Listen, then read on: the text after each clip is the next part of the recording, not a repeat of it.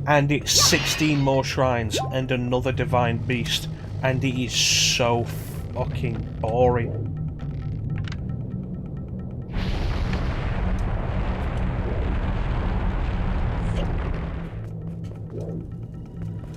This doesn't have water, does it? No, I'll definitely agree. The shrines and the divine beasts were both crap. And I really hope that with the Breath of the Wild sequel, they go back to standard dungeon design.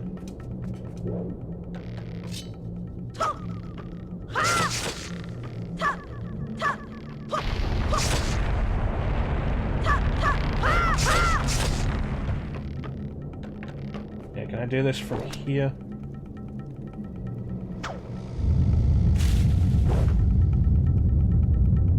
Now, like I say, Breath of the Wild is bland. The question is just how long it takes you to realise that.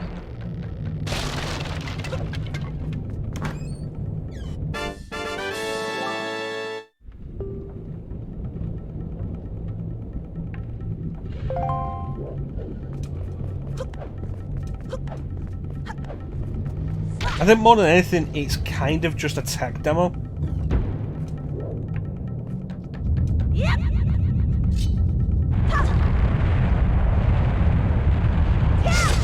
And probably one of the worst things about it is it's a tech demo for a system that can barely handle it. Like, the fact that battery life on Switch... Like, battery life on Switch is usually shown off, like, it was most apparent when the Switch Lite came out. And they're like, the Switch Lite has like 6 hours battery life or whatever. Except when you're playing Breath of the Wild, in which case it has like 4. It's like, what the fuck is Breath of the Wild doing?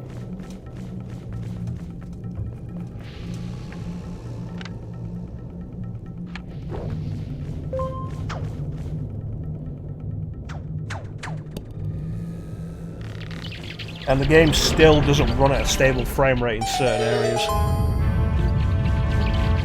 Like Kokiri Forest in Breath of the Wild still runs at a terrible frame rate.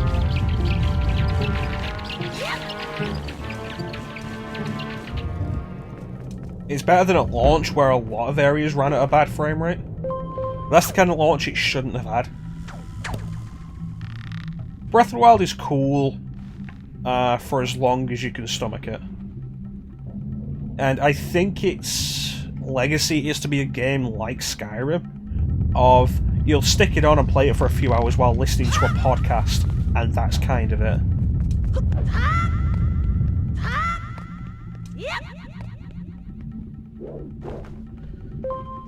It's probably worth noting that Breath of the Wild is one of the few Zelda games that I have no interest in actually doing for the stream. I don't even know where I'm going.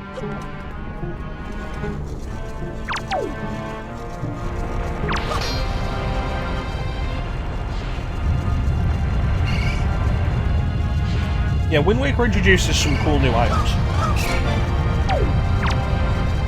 Yeah, I need you to curl up.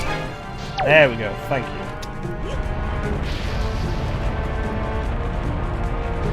I say Wind Waker introduces some cool new items, and it's one of my favourite things about Twilight Princess. The new, like, how many new items are introduced in Twilight Princess and how cool they are. Alright, let's get out of here.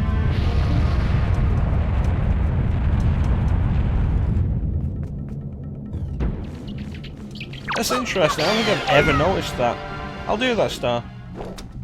Hopefully I'll remember.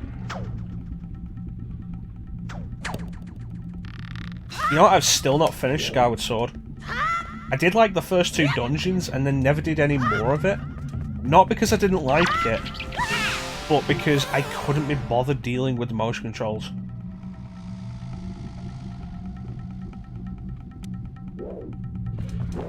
Well, I sat down recently and did all of Metroid Prime on the Prime trilogy, and it's put me in a good mood with motion controls. And I'm thinking of doing Super Mario Galaxy soon, because I've never finished Mario Galaxy or Mario Galaxy 2. I only played the first Mario Galaxy to the end of the first set of galaxies. I've not finished Prime 3. Prime 3 is a game I'll need to do at some point.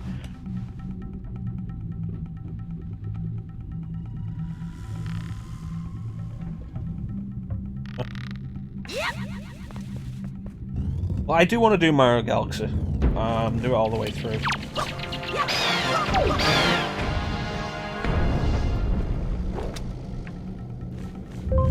I'm not actually intended to swing from that, am I? Let's see if it'll work.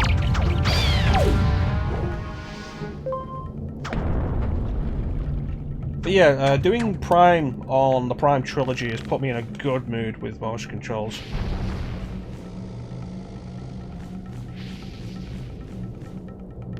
And I think the real issue is, it's not the motion controls themselves, it's poor implementation of motion controls that's the big problem. It's like, because Prime uses pointer controls.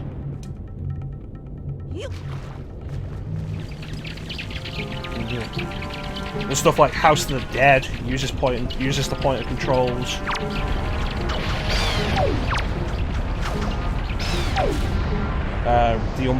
The Umbrella Chronicles and Darkside Chronicles uses the pointer controls.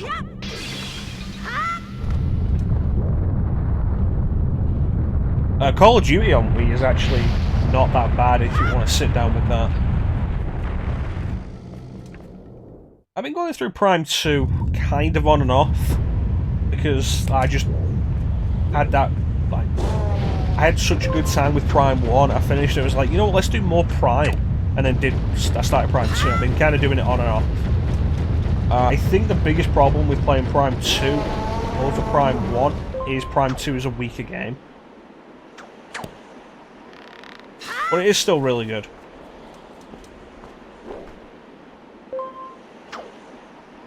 Still keep hoping Nintendo will release the Prime Trilogy for Switch that was rumoured to be happening last year.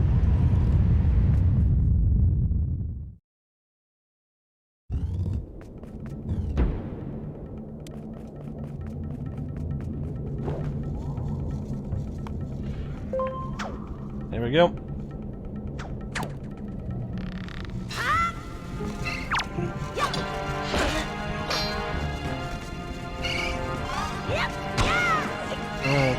Whenever Prime 4 actually happens.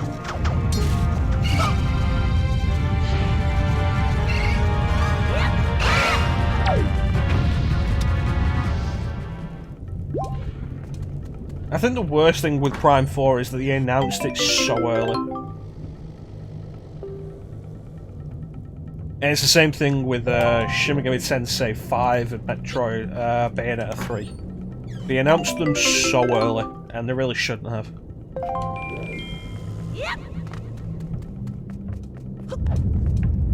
And we've ended up with a case of, like Final Fantasy VII Remake, like Resident Evil 2 Remake, there's been nothing since they were announced. And there'll be a point when they'll start showing off stuff, and it'll probably be really good. But it's been years since the announcement with basically nothing. This is such a cool first boss.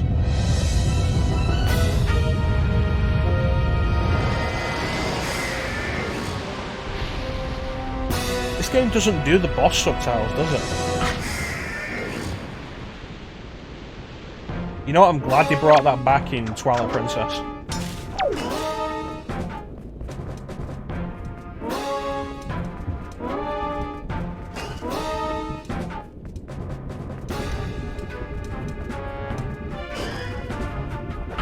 Not me, Star. Not me. Alright, now we can go. Stop it, you prick.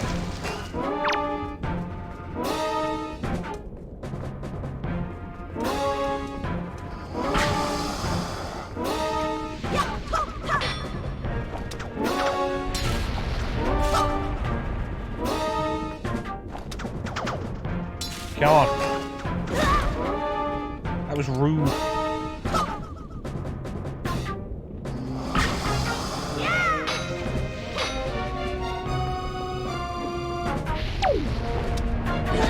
Ah, damn it. Yeah, I remember Star. I have to remember how to fight this thing first.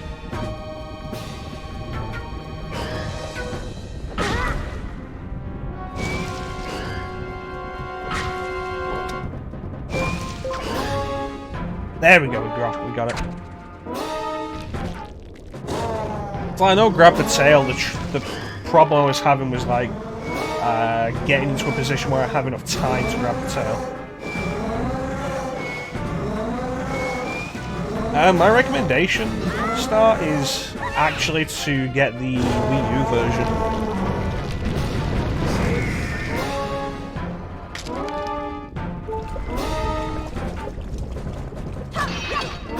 Well, of course, the issue is you may not have a Wii U.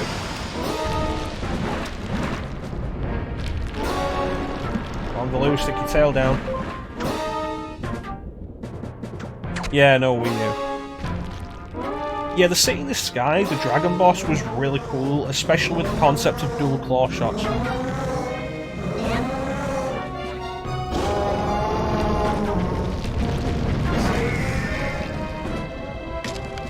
I think his tail isn't actually free. Like, Goma shoots the ceiling back up, and the tail is stuck between them, so Valu's trying to get the tail back into a more comfortable position.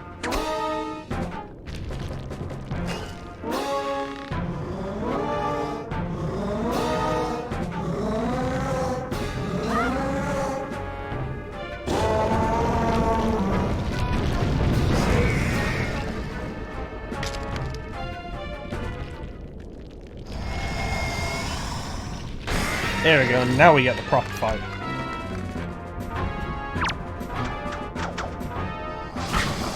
Get over here!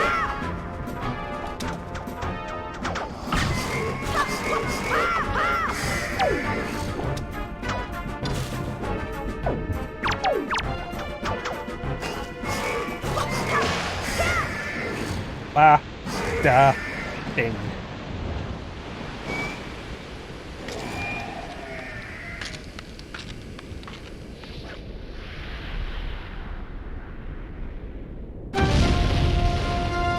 You know what? This is a cool boss finishing theme. I like how it's very distinctive from Ocarina of Times as well.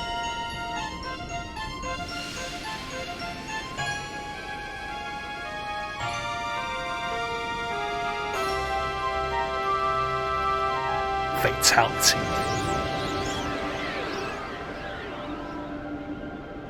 Yeah, no, I can hear it.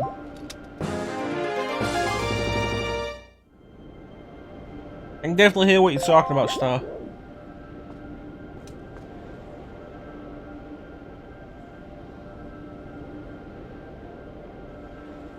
Yep.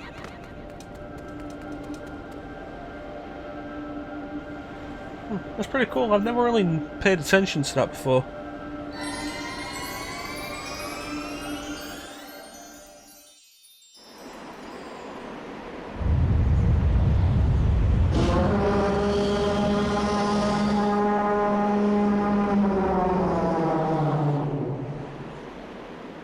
Elder, please, you gotta listen to me. Shit be whack.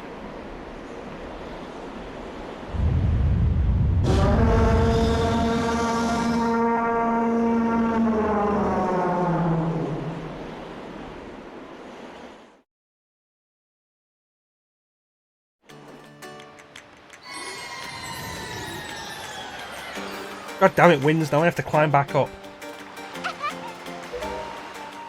Ah! Where did you come from?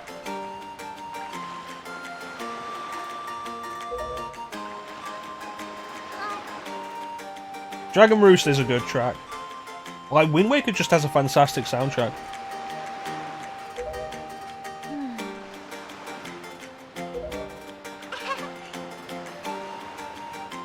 No, you misunderstand, Professor. Smog is happy now.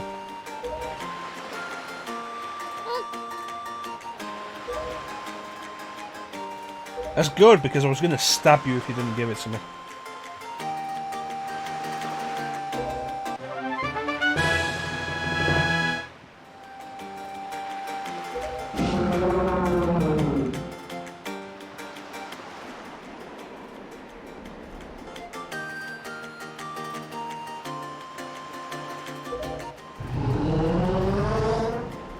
Oh god, the Hylian.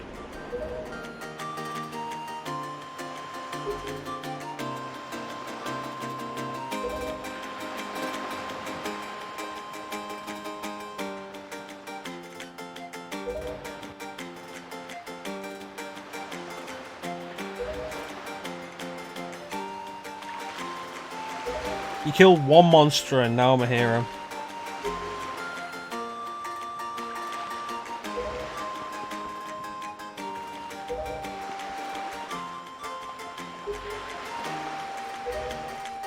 Someday.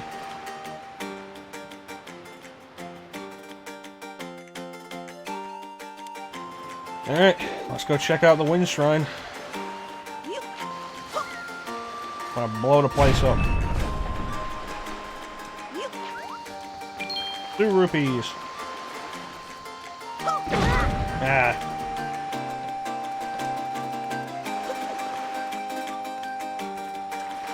Goodies.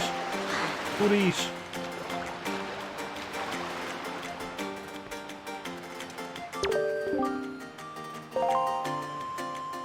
Alright, let me pull the Wind Waker out.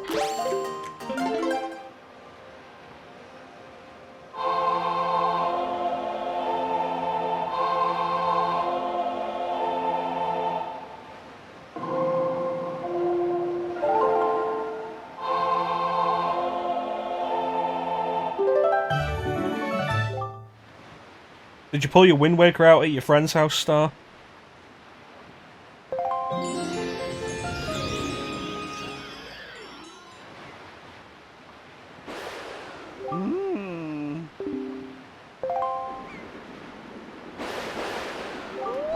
Not the weirdest god I've seen, I guess. Got whole fireworks in your hand.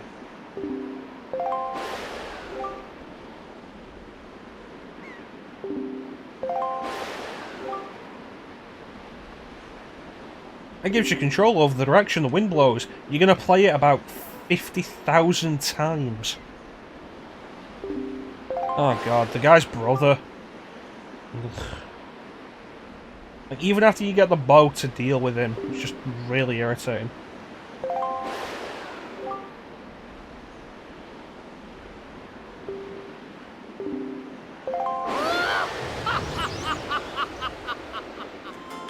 Well, see ya.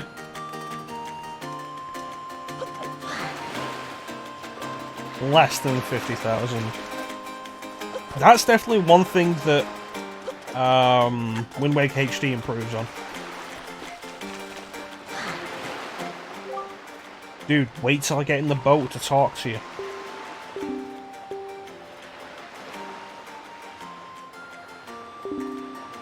Alright, south. It's okay. So one thing that Wind Waker HD does that is really good, get in the fucking boat. And in the boat, I have to change the wind first. Are you being awkward about this? Oh, greater than. No, that's fair enough. I always get confused with the greater than, less than signs. Okay, so south. So, Wind Waker HD, one thing it does that makes this really convenient is after the first time you change the direction of the wind, every time you do it afterwards, it skips this. And just takes you immediately to this. And that's so much more convenient. Alright, south. So the Forest Haven. Like, it looks like you're going so fast like this. And you zoom out and it looks way slower.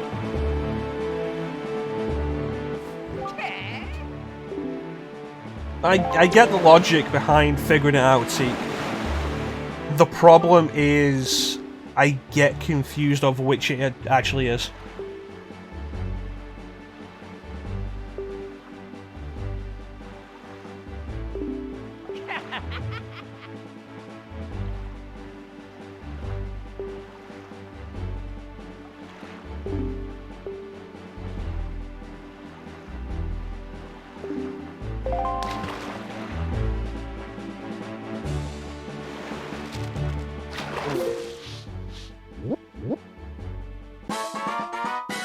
And that's how we get the sea chart filled out.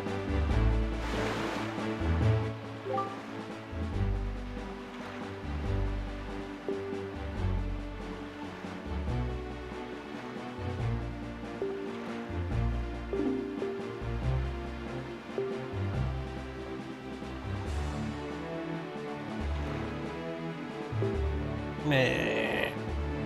Meh. You know, the game has a great atmosphere.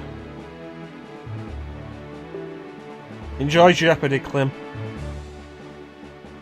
I think we're actually going to call Wind Waker here for the minute. Move on to something else. Not because I intend to stop Wind Waker. We'll be going through this, and I've been thinking I kind of want to switch to Wind Waker HD. But we're not going to switch to Wind Waker HD at the minute. And we're going to get to Forest Haven, we're going to save it, and then we'll come back tomorrow with Wind Waker HD and do all of this again. At least you'll be able to get a nice comparison though. We're going to switch to something else on GameCube for a bit, I guess, for tonight though. It's still a bit early to call it.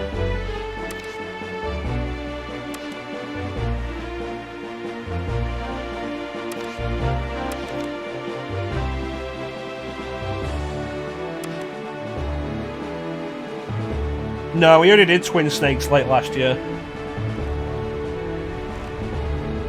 Yeah, I'm actually not sure, but I could also use the time to go to the bathroom.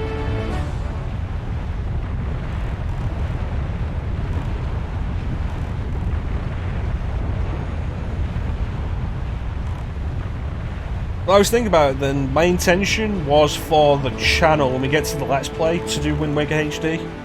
And it's not entirely fair to deprive you guys of Wind Waker HD, considering like you need a Wii U to play it because Nintendo are dicks and they won't put it on a system more people own. But it also means that if I do Wind Waker HD for the stream, when I get around to it for the channel, I can just use that file and we can do the second playthrough. Because Wind Waker has a second quest kind of thing.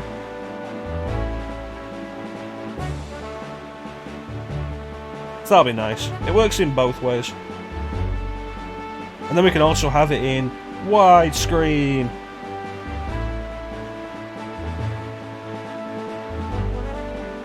Widescreen. Now let's go back to what we were doing.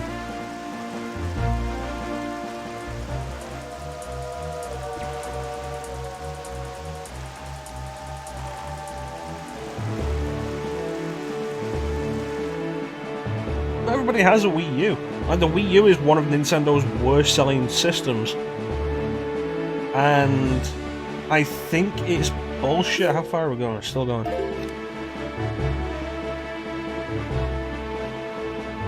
I think it's bullshit that Nintendo are porting Wii U games to Switch at full price.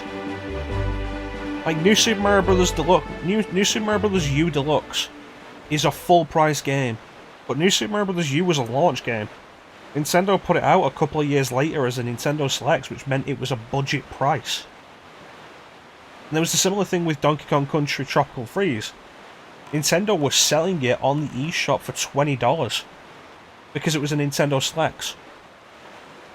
But then when they decided to put Donkey Kong Country Tropical Freeze on Switch, they took it off the eShop. So you'd have to either try and pick up a physical copy or get it on Switch for full price. And honestly, fuck Nintendo for that.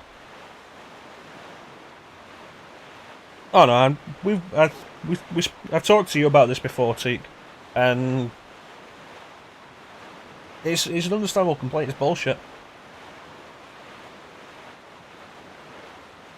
Mario Kart 8 Deluxe full price. Hyrule Warriors Definitive Edition full price. It's like, I'd love Wind Waker HD and Twilight Princess HD on Switch. I think the way they should do it is bundle the two of them together in one package for like $40. Pokken Tournament can go fuck itself. Hey. I played it, it's not that great. That's not the Horizon. Like, they should bundle Wind Waker HD and Twilight Princess HD together into one package and throw it out for like $40. But they won't do that because Nintendo are pricks. So what if they come to Switch, you'll get them separately for full price each.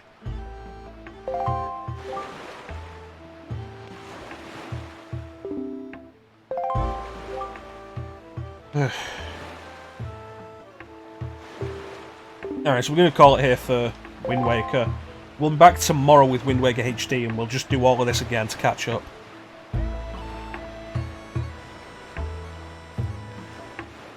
There's a bunch of them.